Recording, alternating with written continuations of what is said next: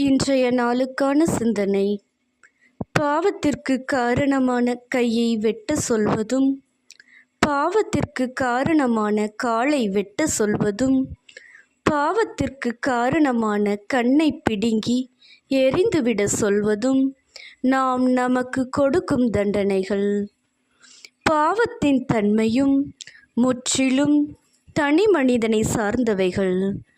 என் கை, என் கால், என் கண். ஆகவே குற்றத்தின் முழு பொறுப்பும் என்னுடையதே. பாவத்திற்கு காரணமான இடங்கள், ஆட்கள், சூழ்நிலைகள் உங்களை சுற்றி நிறைய இருக்கலாம். தொலைத்தொடர்பு சாதனங்கள் நீங்கள் பாவம் செய்ய பெரிய உதவியை செய்யலாம். பழியையும் தண்டனையையும் அவற்றின் மீதோ அடுத்தவர் மீதோ சுமத்த முடியாது. நாமே முற்றிலும் பொறுப்பாளி, நாமே குற்றவாளி, நாமே நீதிபதி, நாமே தண்டனை வழங்குபவர்.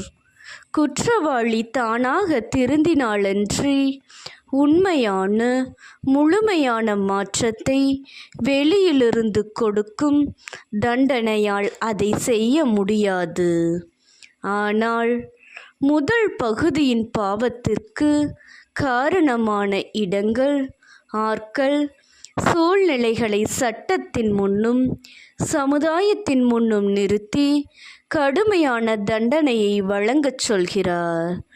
இவர்களுக்கு தண்டனை வெளியிலிருந்து வழங்கப்படுகிறது. இவர்கள் ஒரு சமுதாயம் தவறு செய்ய காரணமாகிறார்கள். எனவே குற்றத்தின் தன்மை பெரிது.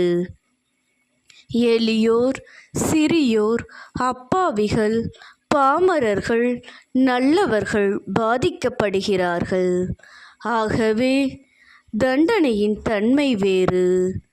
தண்டனை வெளியிலிருந்து வழங்கப்படுகிறது. நாம் எந்த நிலையில் இருந்தாலும் நம்மை திருத்திக் கொள்வோம்.